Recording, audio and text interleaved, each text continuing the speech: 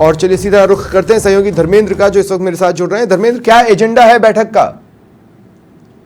देखिए स्वप्निल, इस समय ये बैठक शिक्षा विभाग की रिव्यू मीटिंग और एजेंडे की बात करें तो सबसे पहले है प्रवेश उत्सव, उसके बाद है जर्जर भवन, उसके बाद है शिक्षकों की जो व्यवस्थाएं उसको लेकर के। लेकिन बड़ा महत्वपूर्ण मुद्दा अगर देखूं तो इसमें यह है कि जो शिक्षक और कार्मिक है शिक्षा विभाग, उनके खिलाफ जो एसीबी में कार्रवाई चल रही है पिछले सालों में, उसके साथ एसओजी के साथ कोई कार्रवाई हो या किसी कार्मिक ने डमी कैंडिडेट बनकर के कहीं परीक्षा दी है उसको लेकर के कोई कार्रवाई, उनके खिलाफ किस तरह की कार्रवाई हो चुकी है और किस तरह की कार्रवाई बाकी है, उसको लेकर के यहाँ पे चर्चा होने वाली है और बड़ी लंबी मीटिंग यहाँ चलने वाली है। क्योंकि हर महीने ये समीक्षा बैठक होती है, शिक्षा से जुड़े जो मामले उसको लेकर के चर्चा होती है। कल ही मुख्य सचिव यहाँ जब शिक्षा संकुल पहुँचे थे तो उन्होंने पीएमसी विद्यालय को लेकर चर्चा की थी, जिसमें विभाग के सारे अधिकारी मौजूद थे। आज इसमें भी जो सारे शिक्षा विभाग के अधिकारी और वो चर्चा करें कि किस तरह से शिक्षा विभाग को ऊंचे पायदान पर पहुँचाया जाए। लेकिन बात यही, चूँकि जर्जर भवन की बात करें तो कुछ विद्यालय तो ऐसे हैं जो नाम के ही विद्यालय जिनमें भवन नहीं है, 300 से ज़्यादा उनकी संख्या है,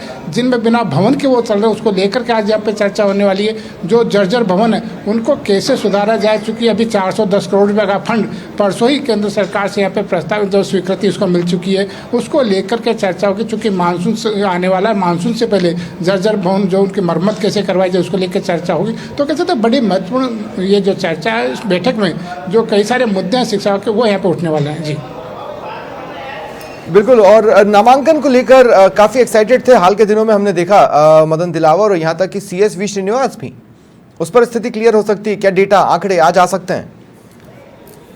देखिए, जब हमने शिक्षा मंत्री से पूछा और मुख्य सचिव से कल पूछा कि नामांकन में क्या बढ़ोतरी, उन्होंने कहा कि हाँ नामांकन में बढ़ोतरी है, लेकिन डेटा भी आया ही नहीं। चूँकि आज 30 जो अप्रैल और अब जैसे ही महीनाभर ये खत्म होगा उसके बाद ये डाटा अब जारी होगा। चूँकि हालांकि अधिकारियों के पास ये डेटा पहुँच चुका, लेकिन अभी उन्होंने रिलीज़ नहीं किया। लेकिन लगता ये जैसा कि अधिकारी कहे कि इस बार नामांकन बढ़ेगा, लेकिन बात वही कि स्कूलों में संसाधनों की काफ़ी कमी है, चाहे शिक्षकों की कमी हो, बिल्डिंग की कमी हो, उसको लेकर के अभिभावक कहीं ना कहीं झिझक रहे हैं कि सरकारी स्कूल में भेजे कैसे।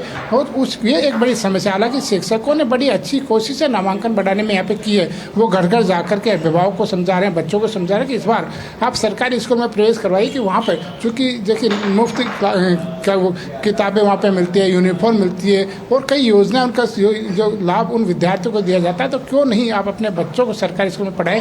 तो कहीं के नामांकन में बढ़ोतरी हो सकती है, लेकिन अच्छा होता है कि संसाधन होते तो और ज़्यादा बढ़ोतरी यहाँ पे हो पाती है। जी ठीक है, शुक्रिया तमाम जानकारी के लिए।